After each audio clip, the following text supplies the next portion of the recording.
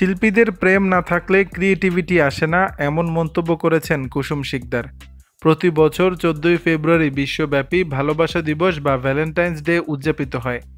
প্রেমিক প্রেমিকা, স্বামী স্ত্রী, বন্ধু বান্ধব, এমনকি মা সন্তান বা ছাত্র শিক্ষকের মতো বিভিন্ন সম্পর্কের মানুষ এই দিনে একে অপরের প্রতি ভালোবাসা প্রকাশ করে। দিনটিকে কেন্দ্র করে প্রিয় মানুষকে ঘিরে নানা পরিকল্পনা সাজায়। সেই কাতারে আছেন শোবিজ তারকারাও।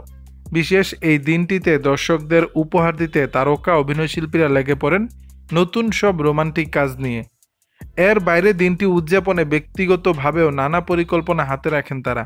তবে তারকারা সিঙ্গেল হোক বা মিঙ্গেল, ভালোবাসা দিবসে তারকাদের ব্যস্ততা থাকবেই, সঙ্গে দর্শকদেরও আগ্রহ থাকে এটি জানতে কাজের বাইরে ভালোবাসা দিবসে তারকাদের ব্যস্ততা ঠিক কী নিয়ে।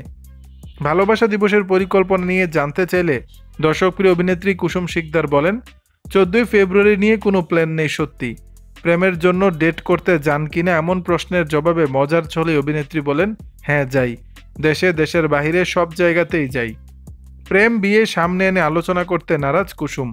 বরাবরের মতো বিষয়টি এড়িয়ে যেতে চাইলেও অবশেষে তিনি বলেন, শিল্পীদের মনে প্রেম থাকতেই হয়, প্রেম না থাকলে ক্রিয়েটিভিটি আসে না। সত্যি দর্শক, বিষয়টি নিয়ে আপনাদের মতামত জানাবেন নিচের কমেন্ট বক্সে।